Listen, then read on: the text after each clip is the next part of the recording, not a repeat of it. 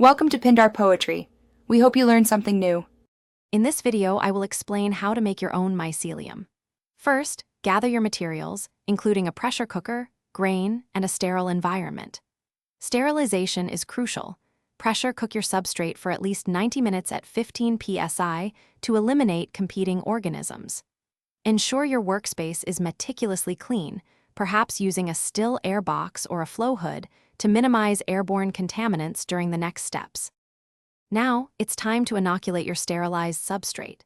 Using a sterile syringe or agar wedge, introduce your desired mycelium culture into the prepared jars or bags. Work swiftly and precisely within your clean environment to prevent any unwanted microbes from entering. After inoculation, securely seal the containers to maintain a sterile, humid environment for growth. Once inoculated, place your containers in a dark, warm spot for incubation.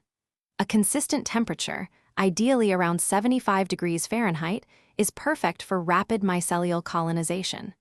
Avoid disturbing them too much. Over the next 2 to 4 weeks, you should observe a beautiful, white, web-like network of mycelium spreading throughout your substrate, indicating successful growth. After full colonization, your mycelium is ready for the next stage. Fruiting.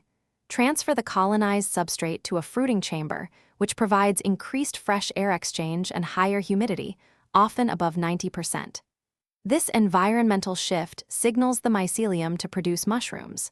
Soon, you will see tiny mushroom pins forming, ready to grow into mature fungi. Thanks for watching. Consider subscribing if we helped you.